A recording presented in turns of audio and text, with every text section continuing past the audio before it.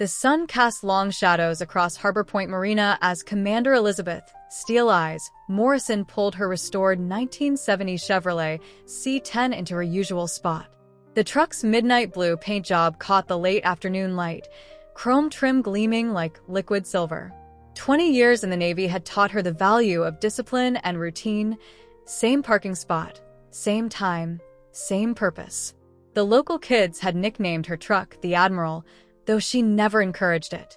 Inside Joe's Marine Supply, she methodically gathered her weekly supplies: fresh line for her boat, waterproof sealant, and the specific brand of wax that kept the Admiral's paint pristine. The store's bell chimed as she reached the counter, but it was drowned out by the approaching thunder of motorcycles. 5 bikes roared into the lot, their exhausts deliberately loud enough to set off car alarms. Their leather cuts displayed the Road Reaper's insignia, a skull wrapped in chains. The leader, a mountain of a man with a graying beard and forearms thick as dock posts, spotted the C10. "Well, ain't that pretty?" he drawled, running calloused fingers across the truck's flawless hood. His crew circled the vehicle like vultures, their boot heels scraping against asphalt. Morrison watched through the store window, her expression unchanging, as one of them pulled out a switchblade. The blade's click echoed across the parking lot as he pressed it against the Admiral's pristine paint. "I wouldn't," she said, stepping outside. Her voice carried the kind of authority that made seasoned sailors snap to attention. The bikers turned, expressions shifting from amusement to uncertainty as they took in her ramrod-straight posture and unflinching gaze. They'd picked the wrong vehicle, the wrong marina, and definitely the wrong Navy commander. Have you ever witnessed someone stand up against impossible odds? Share your story of everyday heroism in the comments below.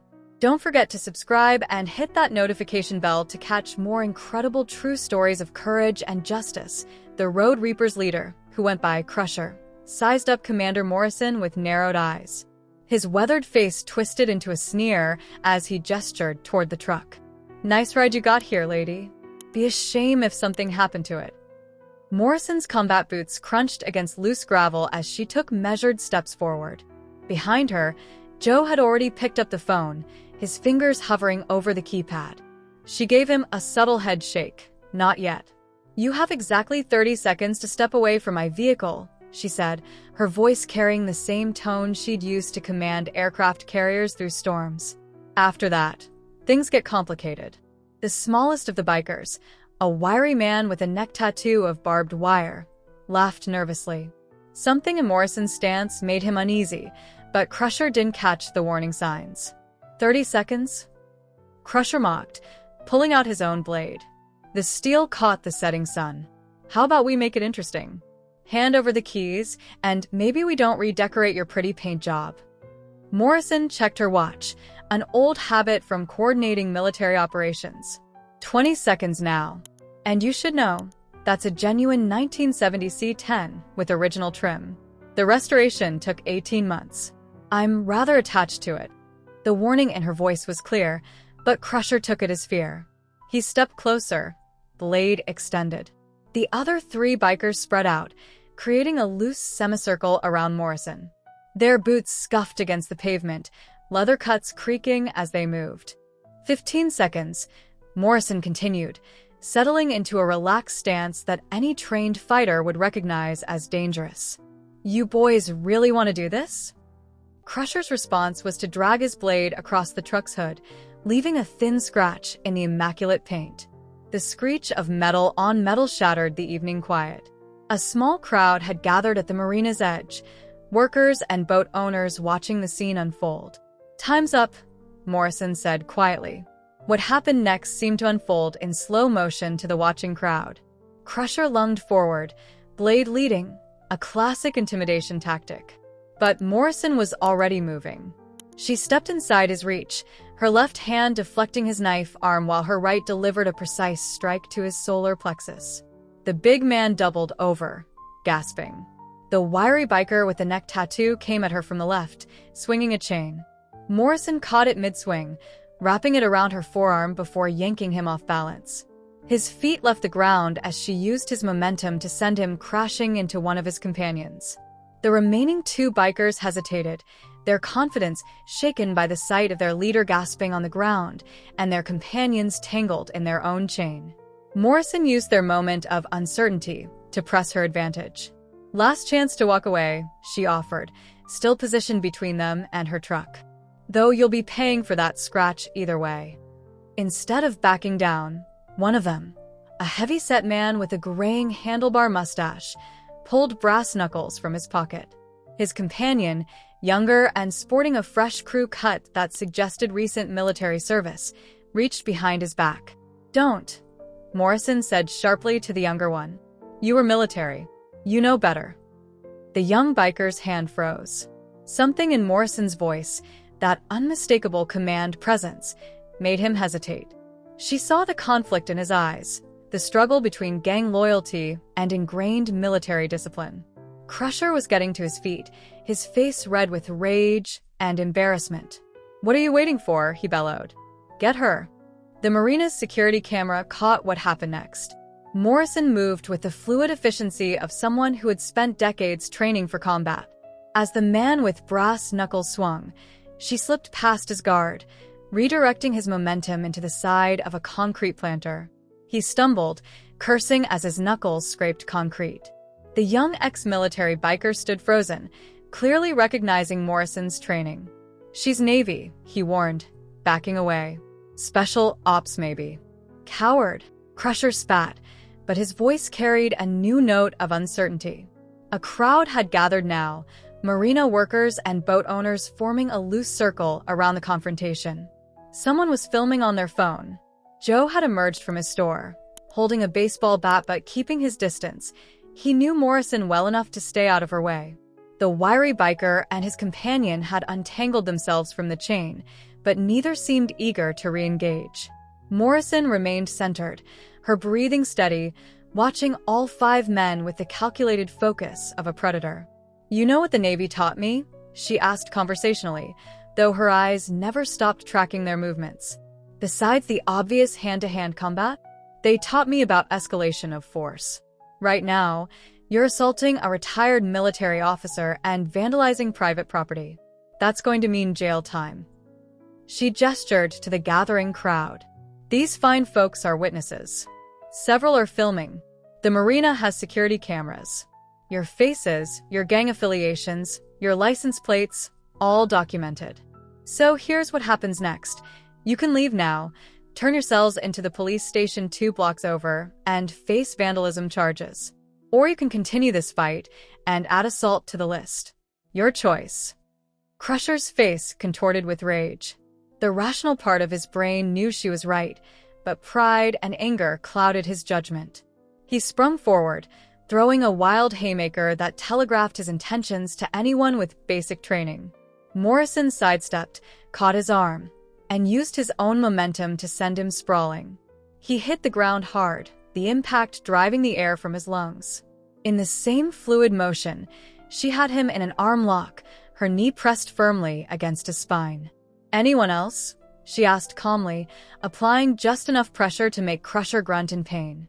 The young ex-military biker was the first to back away, hands raised. "I'm out," he declared. "This isn't what I signed up for." The others looked uncertain, their earlier bravado evaporating in the face of Morrison's evident skill and the growing crowd of witnesses. The wiry biker dropped his chain, letting it clatter to the pavement. Morrison maintained her hold on Crusher while addressing his crew. "Your bikes are blocking the marina entrance. Move them. Now." Her tone made it clear this wasn't a suggestion. As his gang members retreated to their motorcycles, Crusher struggled against her grip. "You're making a big mistake," he growled. "You don't know who you're dealing with." "Oh, but I do," Morrison replied, her voice dropping lower. "Road Reapers. You've been terrorizing small coastal towns from Virginia to Maine. 3 months ago, you vandalized a veterans memorial in Portsmouth. Last month, you robbed a family-owned garage in Cape Cod.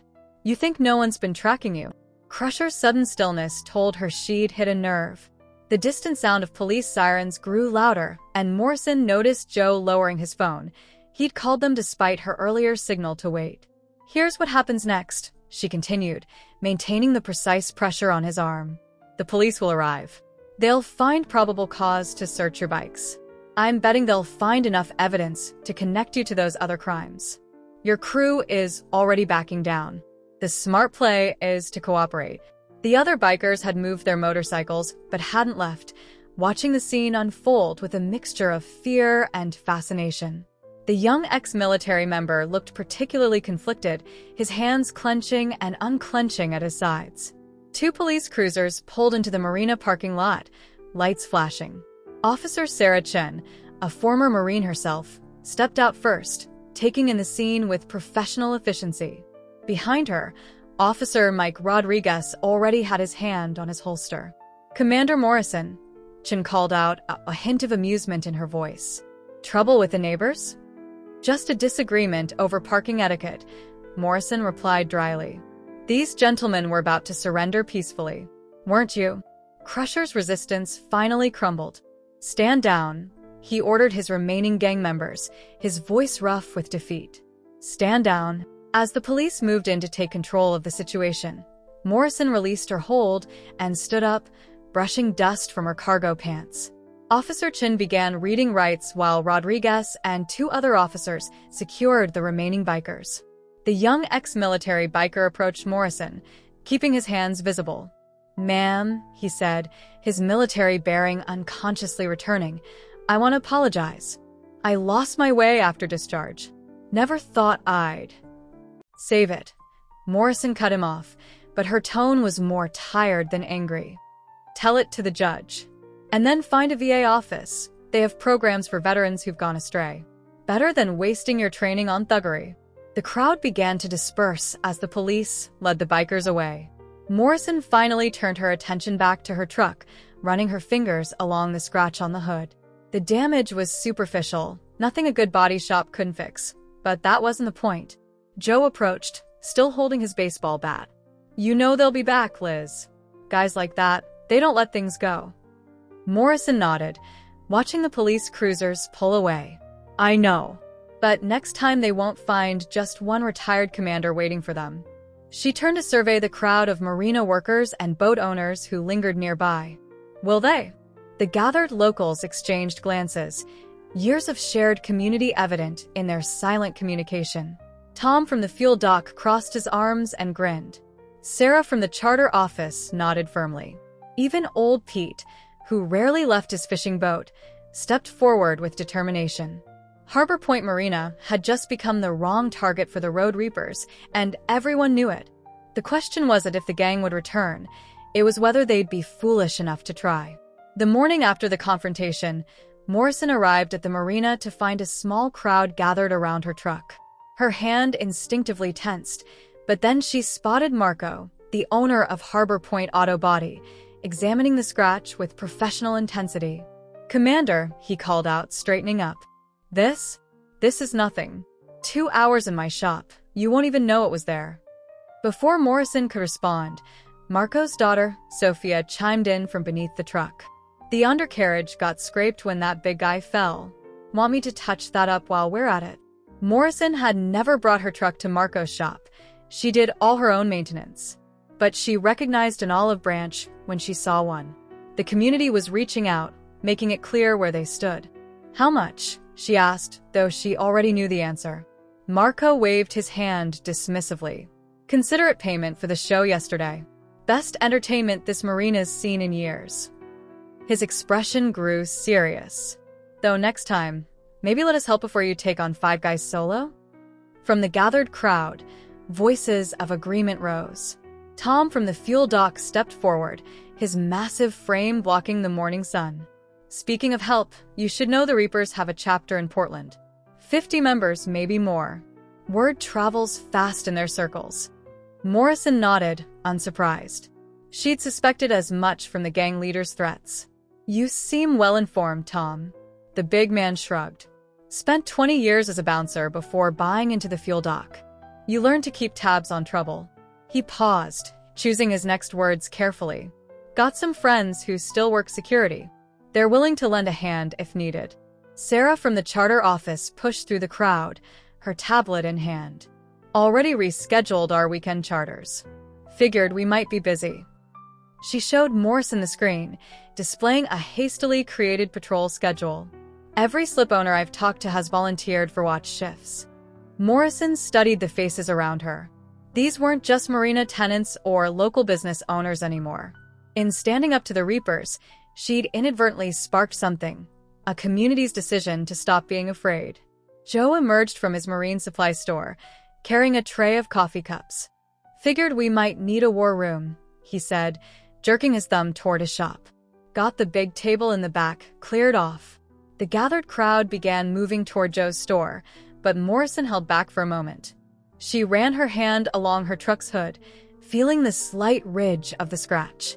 In 20 years of naval service, she'd learned that the most important battles were won before they began, through preparation, strategy, and most importantly, unity of purpose. Inside Joe's store, the back room had been transformed. The large table normally used for examining nautical charts now held a detailed map of the marina and surrounding area. Sarah was already marking potential entry points and camera locations on it. Tom stood by a whiteboard listing names and resources. Mike at the boatyard has spotlights we can mount. The fishing crew on Pier C all have marine radios. That new couple with the sailboat? Turns out he's ex-SWAT, and she teaches Krav Maga. Morrison watched the room fill with people she'd seen nearly every day for years, yet never truly known. The retired accountant who kept his small sailboat in Slip Sea, 12 turned out to be a ham radio enthusiast with a network of operators up and down the coast. The quiet woman who ran the coffee shop by the fuel dock had a brother in the state police. "We need to think bigger than just defending the marina," Morrison said, drawing everyone's attention. "The Reapers will expect that. They'll have alternate routes, backup plans." Officer Chun had slipped in during the discussion. Still in uniform from her night shift, she now stood by the map, marking additional locations with a red pen. "Got the incident reports from up north. Their usual pattern is to hit multiple targets simultaneously, stretch local law enforcement thin. They're counting on fear," Morrison added, years of tactical training kicking in. People staying quiet, staying inside, not wanting to get involved. That stops now. The harbor master, an elderly man named Carl who'd held the position for 3 decades, cleared his throat. Already called the other marinas in the area. Lighthouse Point, River's End, even that fancy new place up by the causeway. They're all sending people to meet this afternoon. Morrison raised an eyebrow, impressed. The local marinas were usually fierce competitors. "Enemy of my enemy," Carl shrugged. "Besides, your reputation precedes you, Commander. That incident with the smugglers last year didn't go unnoticed." A young woman Morrison recognized as one of the local fishing boat captains raised her hand. "We can coordinate the commercial fleet. Most of us are out before dawn. Perfect for spotting suspicious activity. Plus, every boat has cameras these days, for insurance purposes."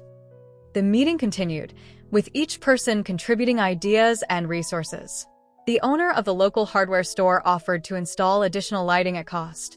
A group of recreational divers volunteered to patrol the waterline, checking for any attempts to access the marina from the sea. Joe had pulled out a second map, this one showing the wider harbor area. "They'll need a staging area," he said, marking potential locations. "Somewhere to gather their people without drawing attention. Abandoned properties, isolated spots." "The old fish processing plant," someone suggested. "Been empty since the bankruptcy last year." Morrison studied the location. Good access roads, multiple exits, plenty of indoor space. Exactly the kind of place a large group would choose. She marked it with a sticky note. "We're not vigilantes," she reminded the group. "This isn't about fighting. It's about being prepared, being organized, and showing them that this community won't be intimidated. Everything we do needs to be legal and documented." Officer Chin nodded approvingly. "I'll coordinate with dispatch. Response times will be better if we know where to look." A retired judge who kept his motorboat at the marina raised his hand. "I can advise on the legal boundaries. Make sure we're documenting everything properly for potential prosecution." The meeting continued for hours, with people coming and going as their work schedules allowed. What emerged wasn't just a defense plan, It was a revival of community spirit that had been dormant for too long. By late afternoon, the marina had transformed. New security lights gleamed from strategic positions. Radio checks crackled across the docks as people tested their communications. The harbor master's office had been converted into a makeshift command center, with monitors showing feeds from hastily installed cameras. But it was the less visible changes that struck Morrison most deeply. The elderly couple who rarely left their houseboat were now bringing sandwiches to the volunteers installing lights. The competing charter boat captains who usually avoided each other were comparing notes on suspicious vehicles they'd spotted recently. "Never thought I'd see Doug and Pete sharing a coffee," Sarah remarked, nodding toward two crusty old fishermen deep in conversation. They've been feuding over dock space for a decade. Morrison watched the scene, remembering similar transformations she'd witnessed in the Navy, how external threats had a way of crystallizing bonds between people who'd previously been strangers, or even adversaries. The young ex-military biker's words from the day before echoed in her mind. Lost souls looking for belonging often found it in the wrong places. But here, now, she was watching a community discover its own strength, its own sense of belonging. Marco's auto shop had become an impromptu gathering spot, with his skilled mechanics teaching basic self-defense techniques in between repair jobs. His daughter, Sophia, it turned out, was a fourth-degree black belt in Brazilian Jiu-Jitsu. "Keep your center of gravity low," Sophia demonstrated to a group of shop owners. "If someone grabs you, turn into their grip instead of pulling away. Use their momentum against them." Morrison watched with approval. The lessons weren't about seeking confrontation. They were about building confidence, about knowing you could protect yourself if needed. As evening approached, the harbor master called a final meeting. The room was packed, with people spilling out into the hallway. Maps covered the walls, now marked with patrol routes, observation points, and emergency protocols. "We've got 60 volunteers signed up for watch rotations," Carl announced. "Every entrance covered, 24 hours. The commercial fleet's got 5 boats with night vision equipment. State police have added our area to their priority response list." Morrison stood to address the group. "What you've all done here." She paused, uncharacteristically emotional. "This isn't just about protecting boats or property. It's about refusing to let fear rule us. Every community has a choice when faced with intimidation. You've chosen to stand together." A gruff voice from the back called out, "Only because you showed us how." Morrison shook her head. "I just reminded you of something you already knew. A chain is only as strong as its weakest link. But when there are no weak links, when every person stands firm." She gestured to the room full of determined faces. "Well, the Reapers are about to learn what that means." As the meeting dispersed, people lingered in small groups, exchanging phone numbers and planning details. Morrison overheard snippets of conversation, neighbors discovering shared military service, shop owners realizing their security cameras could be linked together, retired professionals offering their expertise in unexpected ways. Joe approached her as the crowd thinned. "You know, Liz, I've been running this store for 30 years. Thought I knew everyone. Turns out I didn't know anyone, not really." He looked around at the transformed space. "Whatever happens next, that's already changed." Morrison nodded, understanding perfectly. In preparing for battle, they'd built something far more valuable than just defenses. They'd built a community that would last long after the current threat had passed. The sun was setting over the harbor as Morrison walked back to her truck. The scratch on its hood was still visible, but somehow it didn't seem as important anymore. In the Navy, she'd learned that the strongest ships weren't the ones with the thickest armor. They were the ones with the best crews, working together as one.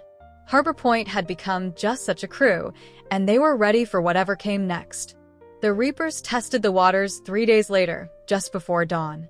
2 motorcycles cruised past the marina entrance, their riders doing little to disguise their surveillance. Thanks to the new security protocols, 3 different cameras captured their passes, and the night watch already had the police on speed dial. Morrison watched the footage from the harbor master's office, noting how the riders slowed at specific points. "They're mapping camera positions," she observed. "Checking our security setup."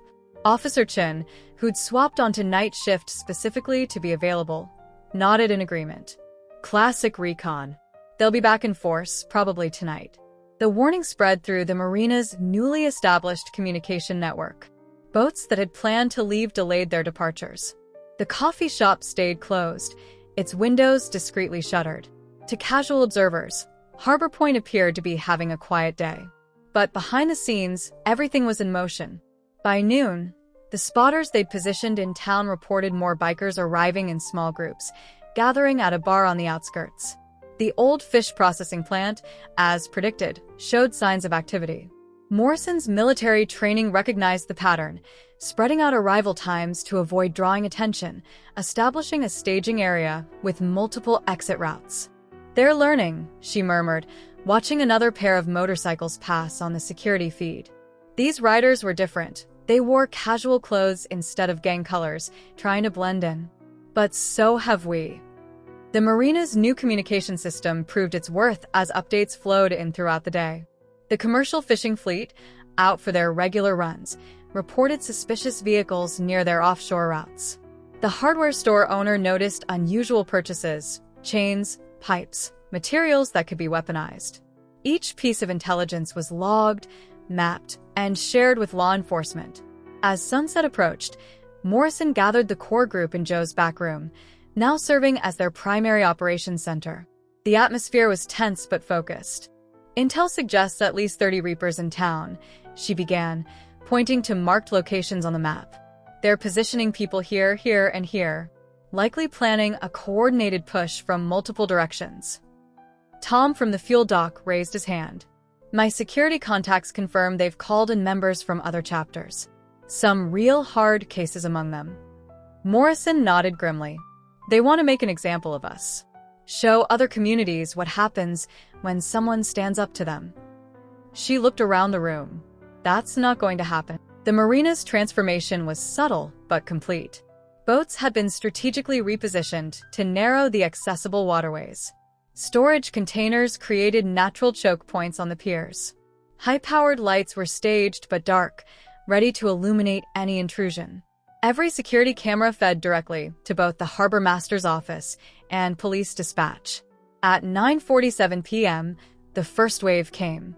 3 boats approached from the water, running without lights. They might have succeeded in surprising a normal marina, but the commercial fishing fleet, officially out for night fishing, had been watching. 3 vessels approaching from the southeast, crackled the radio.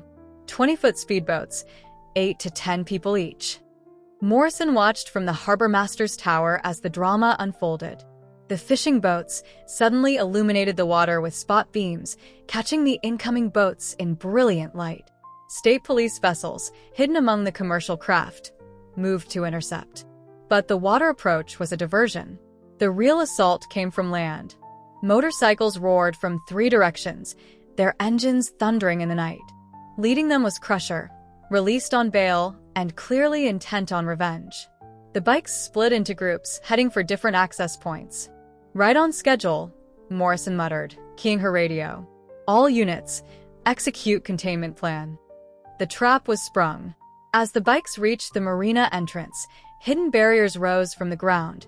Heavy-duty boat ramps normally used for maintenance, now repurposed as roadblocks. The lead riders barely managed to stop in time. Simultaneously, the new security lights blazed to life, bathing the area in daylight-bright illumination. The bikers found themselves exposed, their planned routes of approach blocked, and their water support intercepted. Crusher bellowed orders, trying to redirect his people, but the confusion was already setting in. They'd expected to find a vulnerable target, not a prepared defense. Some riders attempted to find alternate routes, only to discover that apparently random parking by local vehicles throughout the day had created a maze of dead ends. "Police units moving in," Chen's voice reported over the radio. "State backup 3 minutes out." Morrison watched as the Reapers realized their predicament. They were bottled up in the marina's outer lot, their escape routes cut off by their own numbers. In the water, the state police were already boarding the speedboats. But Crusher wasn't finished. He gunned his engine, aiming for a narrow gap between barriers. 2 bikes followed him, then 3 more, breaking through toward the main dock area. Central section breach, Morrison radioed. Implement close quarters protocol. This was the moment they'd prepared for. As the bikes roared down the main pier, they found their path increasingly restricted. Boats had been subtly repositioned during the day, creating a narrowing channel. The bikers had two choices: slow down or risk a crash. They chose to slow down. It was exactly what the defense plan had counted on. Local boats owners emerged from their vessels, armed with fire hoses normally used for deck washing. The high-pressure streams of water hit the bikes from multiple angles. On the wet dock, the motorcycle's power became a liability. Two bikes slid, their riders jumping clear before impact. Another spun out trying to turn around. Crusher alone managed to keep his bike upright, his experience showing as he navigated the wet dock. He was headed straight for Morrison's truck, parked prominently near the harbor master's office. His intent was clear: if he was going down, he'd at least achieve his original goal. Morrison watched him approach, but made no move to intervene. She didn't have to. The dock ahead of Crusher suddenly went dark. The carefully choreographed lighting plan plunged that section into total darkness, leaving him night-blind after the bright illumination. By the time his eyes adjusted, it was too late to avoid the cargo net that rose in front of him, courtesy of the fishing crew's expertise with marine hardware. His bike hit the net at speed, the reinforced webbing absorbing the impact while bringing both machine and rider to a controlled but abrupt stop. Crusher flew forward, landing hard on the wooden planks. Before he could regain his feet, he found himself surrounded by several large fishermen, their faces grimly satisfied. "You know what we call that setup?" One of them asked conversationally. "Fish in a barrel." In the outer lot, the police had contained the remaining bikers. The water team had secured the speedboats and their occupants. What had been planned as a show of force by the Reapers had turned into a demonstration of community preparation and coordination. Morrison descended from the harbor master's tower, walking calmly to where Crusher was being held. The gang leader's face was a mask of fury and disbelief. "How?" he demanded. "This was supposed to be an easy target." "That was your first mistake," Morrison replied, raising her voice so the other captured bikers could hear. "You thought because we were peaceful, we were weak. Because we minded our own business, we were vulnerable." She gestured to the gathered community members. "You never asked why people choose peace. It's not from fear. It's from strength." Officer Chin approached with handcuffs. "Got some interesting items on those boats," she reported. "Looks like evidence connecting to quite a few open cases up and down the coast." Crusher's expression flickered. The implications were clear. This wasn't just about vandalism charges anymore. As the police began processing the arrests, Morrison surveyed the scene. The marina had suffered minimal damage.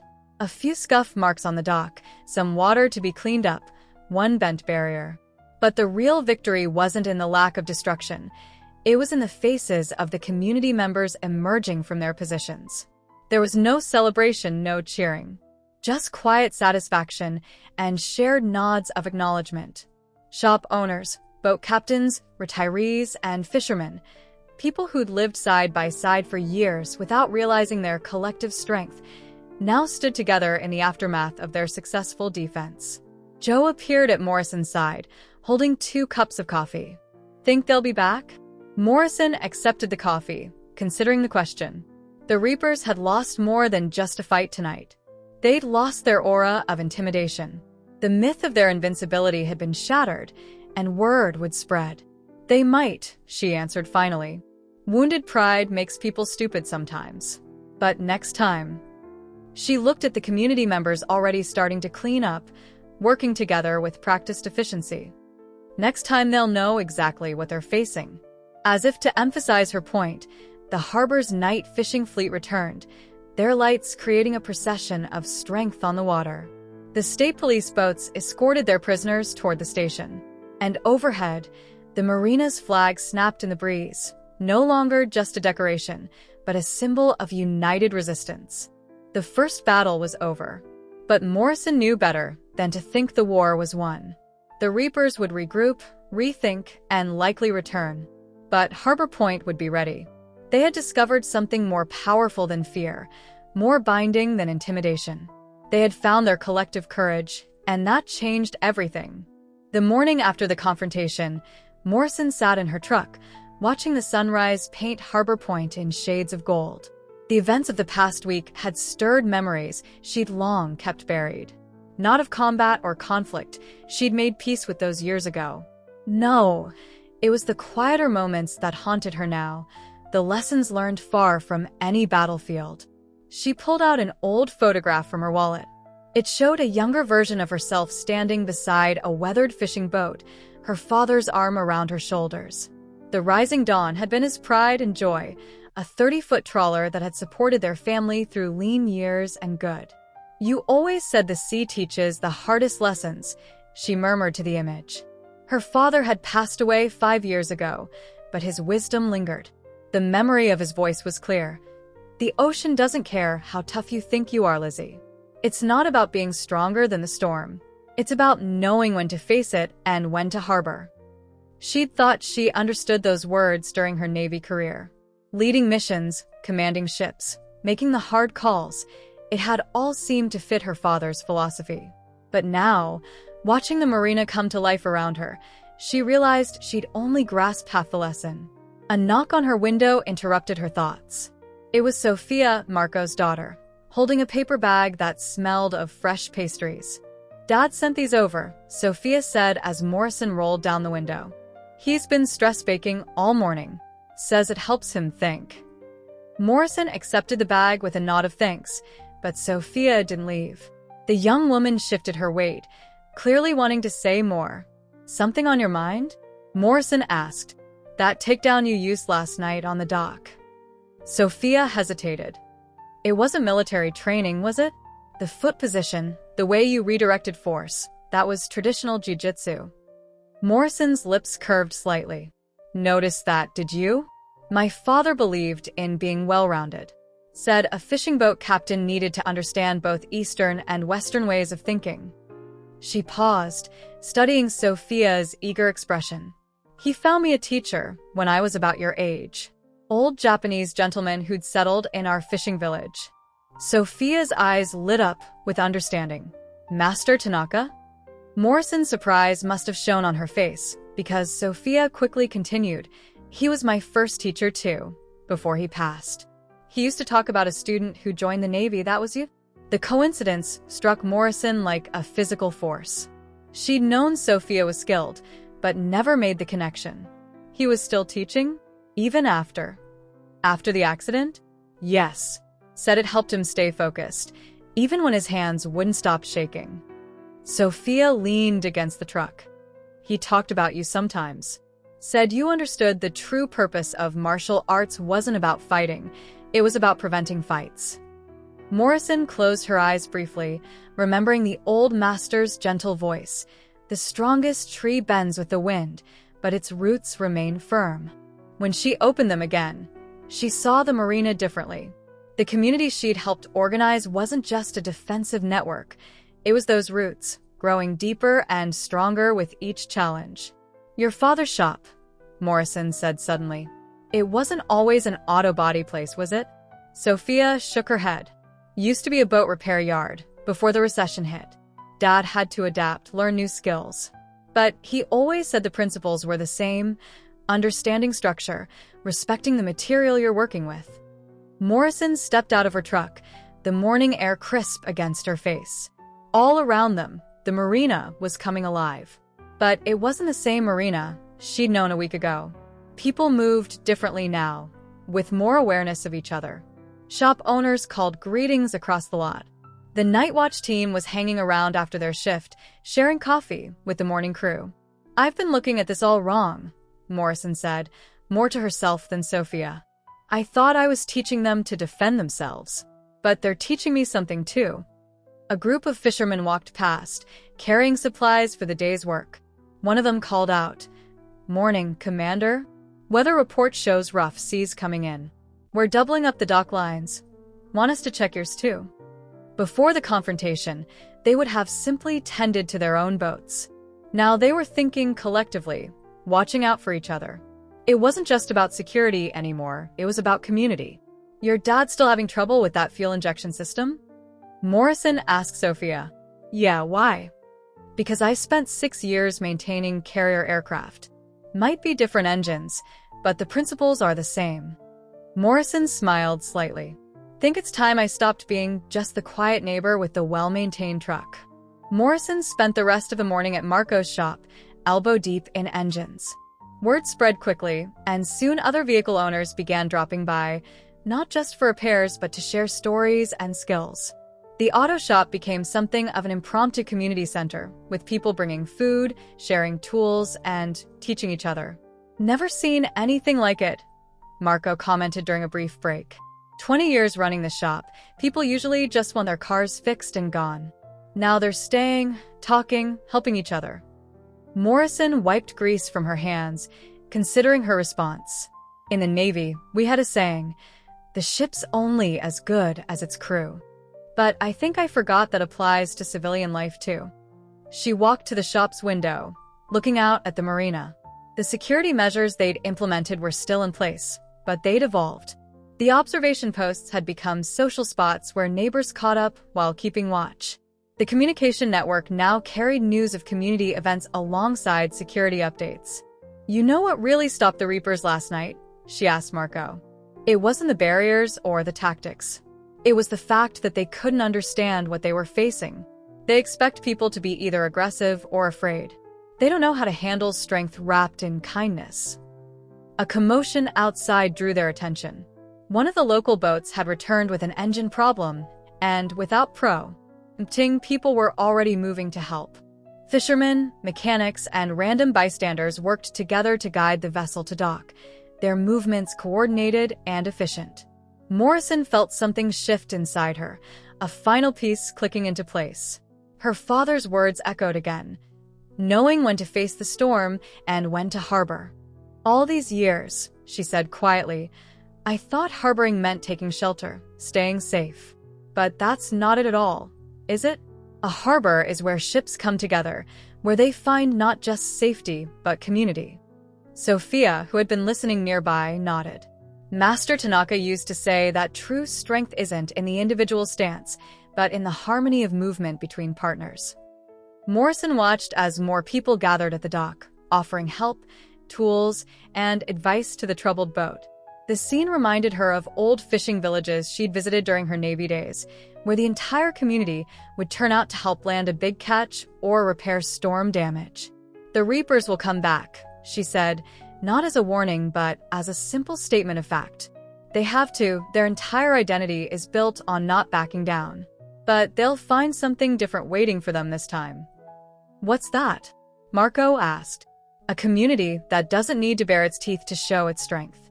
Morrison turned back to the engine she'd been repairing. Now, let's figure out this fuel injection system. I think I hear more boats coming in. As if to confirm her words, the marine radio crackled with familiar voices, fishing boats coordinating their return, pleasure craft checking conditions, the harbor master updating dock assignments. But beneath the routine communications was a new tone, a sense of connection that transformed mere information into community.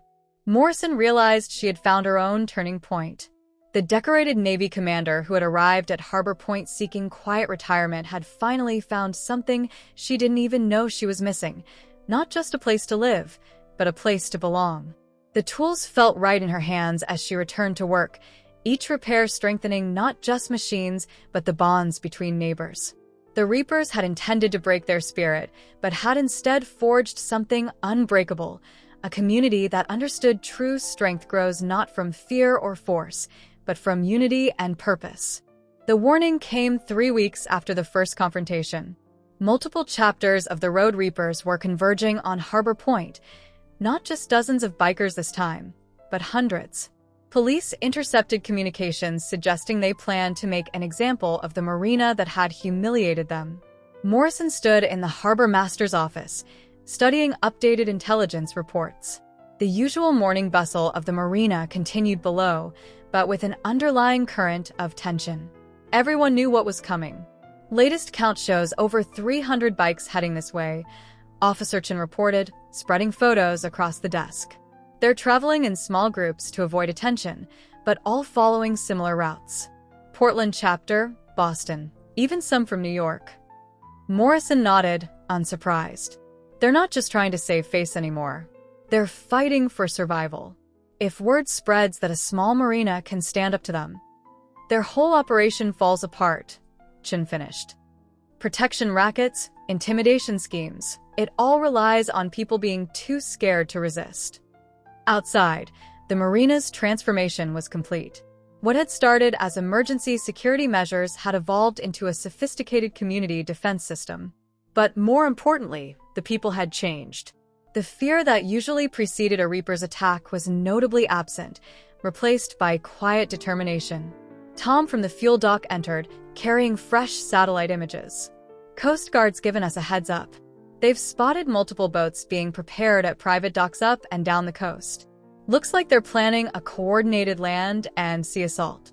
Morrison studied the images, her tactical mind analyzing approach vectors and choke points. But something else caught her attention. Small fishing boats leaving various ports, all heading toward Harbor Point. Those aren't Reaper vessels, she said, pointing to the pattern. Tom grinned. No, they're not. Turns out we're not the only community tired of being bullied. Word spread after our last stand. These are friendlies coming to help. The radio crackled with updates from their expanded network. Other marinas were reporting unusual activity. Biker gangs were moving, but so were coastal communities. The Reapers had wanted to make an example of Harbor Point. Instead, they'd inspired a revolution. The Reapers arrived at sunset, their approach heralded by the thunder of hundreds of motorcycles. But Harbor Point was ready.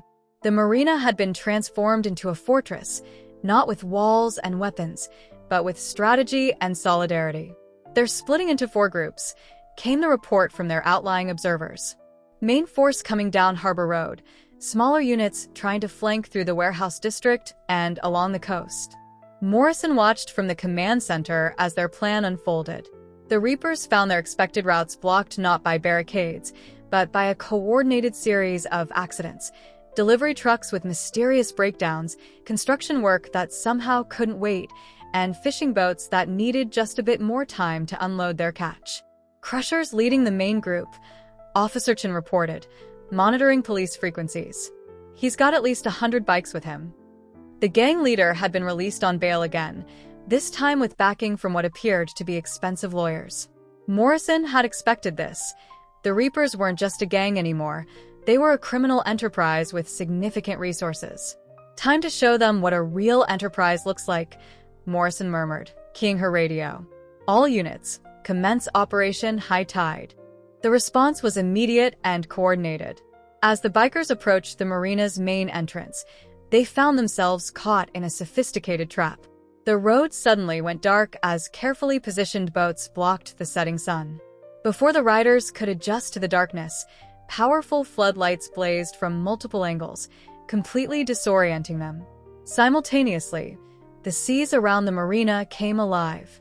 Dozens of fishing boats, their running lights dark until now, illuminated in a perfect circle around the harbor. The Coast Guard vessels that had been hiding among them revealed themselves, cutting off any escape by water. But the real surprise came from above. The media helicopters that had gathered to cover the gang's revenge instead found themselves filming something unprecedented, a community's coordinated resistance. Every balcony, rooftop, and window overlooking the approach was filled with people holding cameras, their phones live-streaming the event to millions. They're boxing themselves in, Chin observed, watching the Reapers' formation tighten defensively. Just like we planned. Morrison nodded. The gang's strength, their ability to overwhelm through numbers, had become their weakness. With too many bikes in too little space, they couldn't maneuver effectively. The same intimidation tactics that had served them so well in the past now worked against them. Crusher's voice boomed through a megaphone, trying to rally his forces. You think your cameras scare us? We own these streets. We'll show you what happens to people who resist. Morrison's response came not from her voice, but from the community's coordinated action. Every shop, home, and boat around the harbor suddenly illuminated, revealing hundreds of people standing firm. Not with weapons, but with phones, cameras, and unwavering resolve. "You don't own these streets," Morrison's voice carried across the harbor, amplified by the marina's new PA system. "You never did. You just made people too afraid to prove it." The trap was sprung. As the Reapers tried to regroup, they found their tactical options disappearing.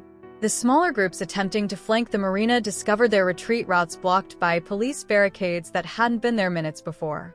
The boats they'd positioned for escape were now surrounded by a wall of fishing vessels and Coast Guard cutters. "Last chance," Morrison announced. "Surrender now, and you'll be arrested peacefully. Continue, and you'll be documented committing multiple felonies on hundreds of live streams." The first crack in the Reapers' unity appeared when one of their lieutenants killed his engine. Then another. The sound of motorcycles dropping into neutral spread like a wave through their ranks. Crusher, seeing his authority crumbling, made one last desperate move. He gunned his engine, aiming his bike straight at Morrison's position. But he never reached his target. The path between him and the harbor master's office suddenly filled with fishing boat spotlights, so bright he had to swerve. His bike skidded, and the mighty leader of the Road Reapers found himself sliding across the pavement, coming to rest at the feet of Harbor Point's united community. Looking up, he saw not fear, not anger, but something worse. Pity. Morrison walked calmly down to where he lay. "You know what your real mistake was? Thinking that peace meant weakness. That a quiet community was a vulnerable one." She gestured to the scene around them. "Look around. Really look. This is what strength actually looks like." The arrests took hours. Police from 3 jurisdictions coordinated with federal authorities, documenting connections to crimes up and down the coast. But it was the footage from hundreds of community cameras that proved most damaging, irrefutable evidence of the Reapers' tactics and their ultimate failure.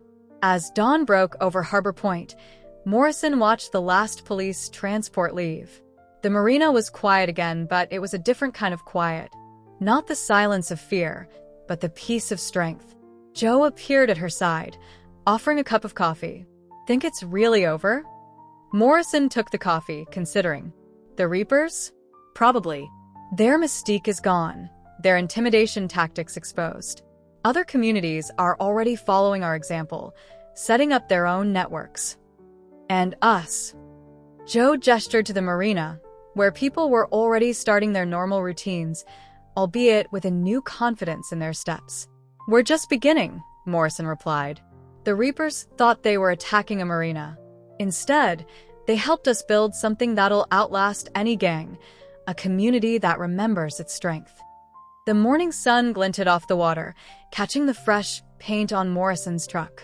The scratch from that first confrontation was long gone, but she'd kept a photo of it. Not as a reminder of the attack, but of the day Harbor Point discovered what it could become when it stood together. 1 month after the final confrontation, Harbor Point Marina had changed in ways both subtle and profound. The security measures remained, but they'd evolved into something different, less about defense and more about connection. The observation posts had become gathering spots where neighbors shared coffee and stories. The communication network now carried news of community events alongside safety updates. Morrison noticed these changes from her usual spot by the fuel dock, where she'd taken to spending her mornings helping boats refuel while sharing maintenance tips. The military precision of her previous life had softened into something more collaborative, more communal. "You know what's really different?" Sophia asked one morning, joining Morrison at the dock. "People don't just pass by anymore. They stop, they talk, they notice things." She was right. Where once boat owners had hurried to and from their vessels with barely a nod, now the marina buzzed with conversation. The coffee shop had expanded its seating area onto the dock. The tackle shop had become an impromptu community center, its walls covered with photos from the standoff alongside fishing trophies. The media attention had gradually faded, but its impact lingered. Other coastal communities reached out regularly, seeking advice on building their own networks. Morrison found herself fielding calls from marina operators up and down the coast, each eager to learn from Harbor Point's example. "It's not just about security," she'd tell them. "That's what we thought at first, but we were wrong. It's about remembering that a community isn't just a collection of individuals. It's a living thing that grows stronger when people choose to care about each other. The changes weren't limited to the marina. The town itself had awakened to its own potential. Local businesses that had once competed now collaborated, sharing resources and customers. The fishing fleet coordinated their runs, ensuring better prices and safer operations. Even the perpetually feuding boat owners, Doug and Pete, had combined their operations into a successful charter service. But perhaps the most significant change was invisible to casual observers. It lay in the quiet confidence with which people moved through their days, the absence of the subtle fear that had once colored their interactions with strangers. Harbor Point had remembered something ancient and powerful, that true security comes not from walls or weapons, but from the bonds between neighbors. The legal aftermath of the Reapers' final stand proved far-reaching. The evidence gathered by the community, hundreds of video feeds, documented patterns of intimidation, financial records shared by coordinating businesses, provided prosecutors with an unprecedented window into organized criminal operations along the coast. Morrison attended some of the early hearings, watching from the back of the courtroom as Crusher and his lieutenants faced justice. The gang leader's swagger had vanished, replaced by a bewildered resignation. During one session, he actually turned to look at her. "I still don't understand," he said during a recess, as deputies led him past. "How did you do it?" "We had the numbers, the resources." "That's exactly why you failed," Morrison replied quietly. "You kept counting bikes and fists, never realizing that strength isn't about numbers, it's about connection." The ripple effects spread beyond law enforcement. Insurance companies reported a sharp decline in protection-related claims along the coast. Small businesses that had operated under the shadow of intimidation began to flourish. Other criminal organizations, watching the Reapers fall, began avoiding communities known for strong neighborhood networks. Back at Harbor Point, the transformation continued. Marco's auto shop had expanded, adding a marine engine division staffed by a mix of experienced mechanics and local youth learning the trade. Sophia started a self-defense program that focused not just on physical techniques, but on community awareness and mutual support. The harbor master's office, once a simple administrative center, evolved into something of a coastal coordination hub. Carl's decades of experience combined with modern networking technology to create an early warning system for everything from approaching storms to suspicious vessels. "You know what amazes me?" Joe said one evening, as he and Morrison watched the sunset from his shop's new deck. "How many people tell me they always wanted to do something to help the community, but never knew how. All it took was someone showing them it was possible." Morrison understood perfectly. Her own role had shifted from reluctant defender to active community builder. The skills she'd learned commanding naval vessels found new application in coordinating harbor operations. Her tactical training proved valuable in organizing emergency response plans for natural disasters. But it was the quieter moments that marked the real change. The way parents now let their children play freely along the docks. How elderly residents took evening walks without fear. The sound of laughter and music drifting across the water during impromptu gatherings that turned strangers into friends. 1 year to the day after the first confrontation, Harbor Point held a celebration. Not of their victory over the Reapers. That wasn't what they chose to commemorate. Instead, they celebrated what they'd built in the aftermath. Morrison's truck, still gleaming but now often used to haul community supplies and help with boat maintenance, sat in its usual spot. The scratch that had started everything had long since been repaired, but she'd kept a photograph of it. Not as a reminder of the attack, but as a marker of when everything began to change. "Did you ever imagine it would turn out like this?" Sophia asked, helping Morrison set up tables for the community feast. "When you first stood up to them, I mean." Morrison considered the question, watching the scene around them. Children ran along the docks, their parents unconcerned because everyone knew everyone else would keep an eye on them. Boats displayed flags not just of their home ports, but of the new coastal community network they'd helped establish. "No," she admitted. "I thought I was just protecting my property. Turns out I was defending something much more important, the idea that we don't have to live in fear." The celebration brought visitors from up and down the coast. Other marinas sent representatives to share their own stories of transformation. Former Reapers' territory had become a string of connected communities, each supporting the others while maintaining their unique character. Officer Chun, recently promoted to captain, joined Morrison at the water's edge. Got word today, the last Reapers chapter up north finally disbanded. Seems without fear to feed on, they couldn't survive. Fear isolates, Morrison nodded. That was their real weapon. Not the bikes or the threats, the way they made people turn away from each other. As evening approached, the marina lights reflected off the harbor waters, creating a warm glow that seemed to embrace the whole community. The local band, formed in the months after the confrontation, played from the deck of an old fishing boat. Their music carried across the water, drawing people from their homes to join the gathering. Morrison found herself surrounded by faces that had become more than neighbors. They were crew, in the deepest sense of the word. Tom from the fuel dock, who'd turned his security connections into a community safety network. Marco and Sophia, whose shop had become a gathering place for sharing skills and stories. Joe, whose marine supply store now hosted weekly community meetings. You know what the real victory was? She said to no one in particular, watching the celebration unfold. Not defeating the Reapers. It was remembering who we could be without fear. The sun set over Harbor Point, painting the sky in colors that seemed brighter somehow, more vibrant than they'd been before.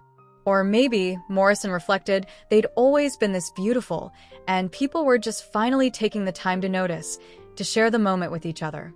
Her father's old wisdom echoed in her mind, knowing when to face the storm and when to harbor. She understood now that harboring wasn't about hiding, it was about coming together, about building something stronger than any individual could create alone. The marina's lights twinkled in the gathering dusk, each one representing a home, a business, a part of their shared story. The community they'd built wouldn't prevent all future storms, but they'd face them together, stronger for having remembered that true power lies not in the ability to intimidate, but in the courage to connect. Morrison touched the spot on her truck where the scratch had been, smiling at the memory.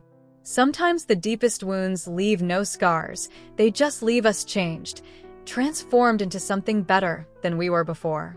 Disclaimer: this channel does not support or tolerate any form of discrimination, racism, prejudice, or violation of human rights. The stories presented here are original and created by the author with the aim of promoting reflection, awareness, and dialogue. All content is developed with respect for diversity and the dignity of all people.